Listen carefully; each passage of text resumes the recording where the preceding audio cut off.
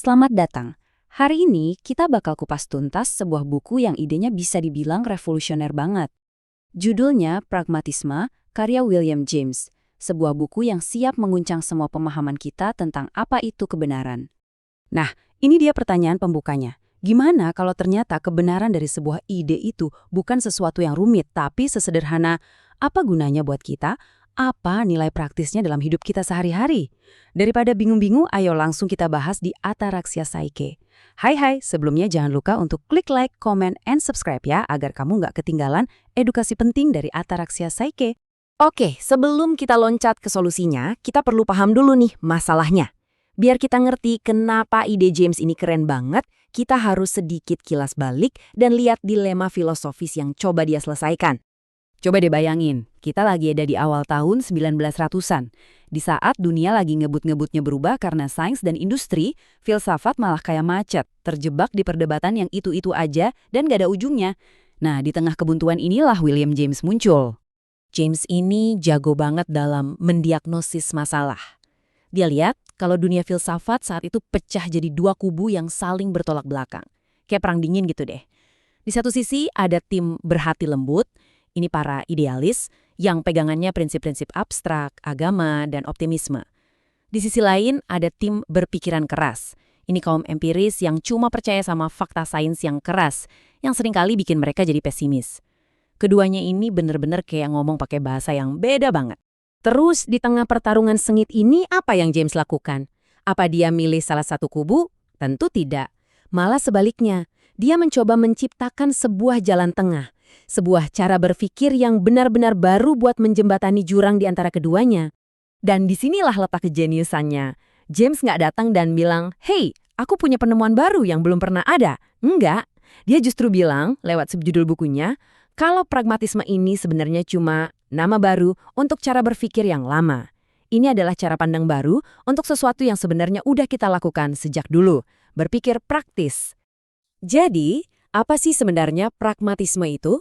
Sederhananya, anggap aja ini sebuah metode atau alat, bukan sekumpulan jawaban kaku.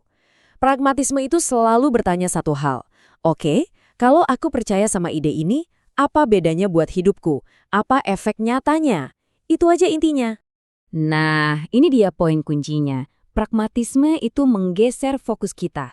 Bukan lagi sibuk mencari kebenaran dengan K besar yang absolut dan berlaku di mana-mana, tapi lebih fokus mencari kebenaran yang berhasil atau berfungsi dalam pengalaman nyata kita. James sering menyebutnya sebagai nilai tunai atau cash value dari sebuah ide. Kalau sebuah ide nggak bisa diuangkan jadi manfaat atau pengalaman nyata, ya buat apa? Oke, teorinya udah dapet ya. Tapi gimana cara kerjanya dalam praktek? Sekarang yuk kita lihat gimana James menggunakan alat pragmatisme ini buat membedah beberapa perdebatan filosofis paling alot sepanjang masa. Lihat deh daftarnya. James ini benar-benar nggak main-main. Dia langsung serang topik-topik paling fundamental dalam filsafat. Mulai dari hakikat realitas, soal kebenaran itu sendiri, sampai soal agama. Dia mau menunjukkan kalau nggak ada satupun pertanyaan, seabstrak apapun itu, yang bisa lolos dari ujian apa konsekuensi praktisnya. Dan tujuannya selalu konsisten. Misalnya, waktu ada debat soal apakah alam semesta ini satu kesatuan utuh atau terdiri dari banyak bagian terpisah, James nggak tertarik sama argumen teoritisnya. Dia cuma nanya, oke, terus kenapa?